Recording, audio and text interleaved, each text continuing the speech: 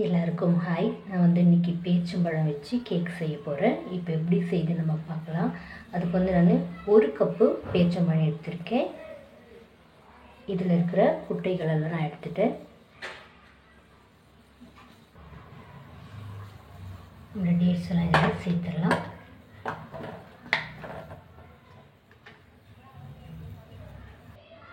அரை கப்பு சூடான பால் நான் சேர்க்குறேன்.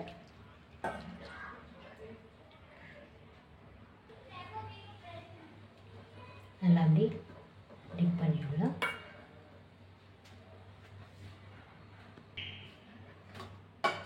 ½ hour நல்லா ஊறட்டும்.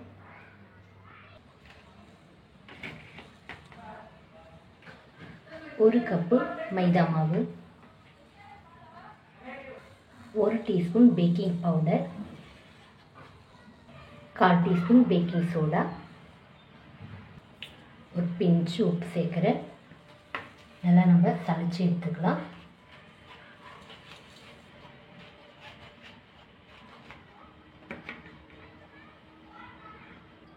அவ்வளோதான், நான் எல்லாம் சளிச்சிட்டேன். இப்போது ½ hour ஆயிடுச்சு. நம்ம மிக்ஸி ஜாரில் சேர்த்து அரைச்சி எடுத்துக்கலாம்.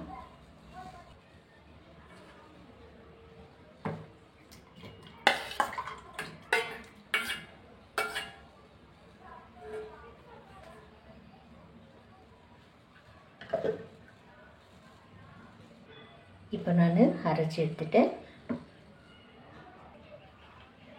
பவுலில் நான் சேர்த்துக்கிறேன்.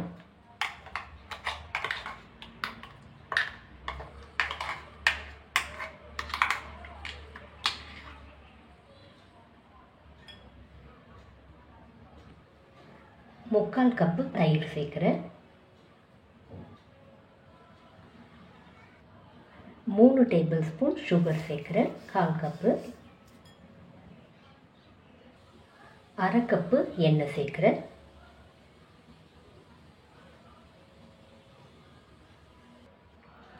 அவ்வளோதான். இப்போ நல்லா நம்ம மிக்ஸ் பண்ணி விட்டுக்கலாம்.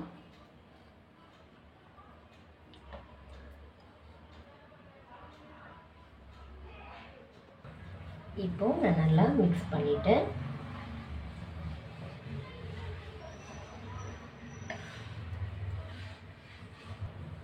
இப்போ நம்ம சளிச்சு வச்சு நம்முடைய மாவு சேர்த்துடலாம்.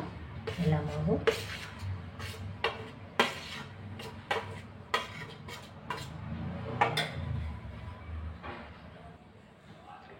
நல்லா நம்ம மிக்ஸ் பண்ணி விடலாம்.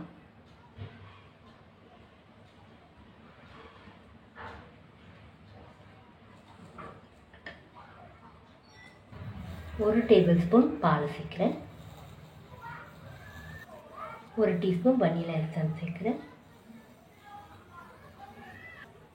அவ்வளோதான். நல்லா நம்ம மிக்ஸ் பண்ணி விட்டுக்கலாம்.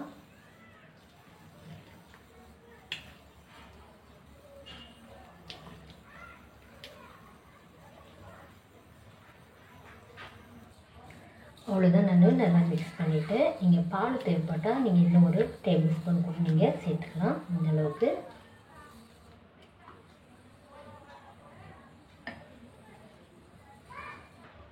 கொஞ்சமாக எண்ணெய் சேர்த்துக்கிறேன்.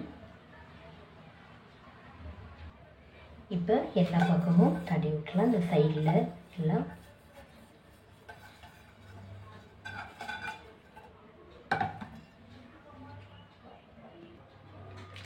பட்டர் ஷீட் வச்சுருக்கேன், உள்ளே வச்சுக்கலாம்.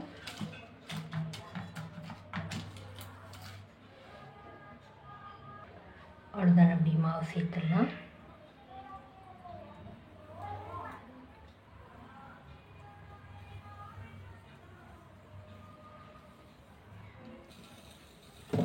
நல்லா மாவு சேர்த்துட்டு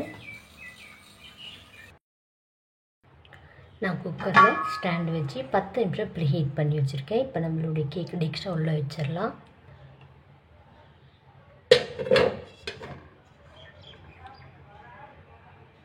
இப்போ ஒரு மூடி போட்டு லோ ஃப்ளேமில் 50 நிமிஷம் இருக்கட்டும். அவ்வளோதான். இப்போ 50 நிமிஷம் ஆயிடுச்சு.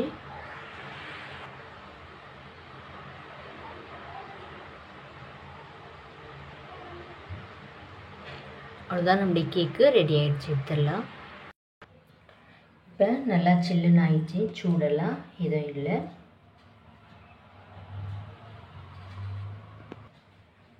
கத்தி வச்சு லைட்டாக அந்த சைடெல்லாம் பண்ணி விட்டுடலாம்.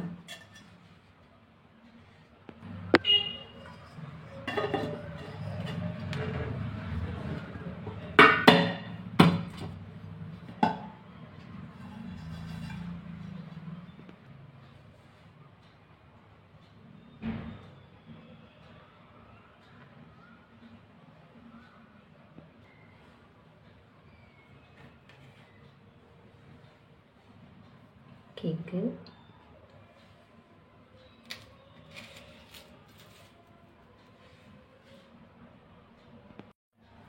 அதை இப்போ கட் பண்ணிடலாம்.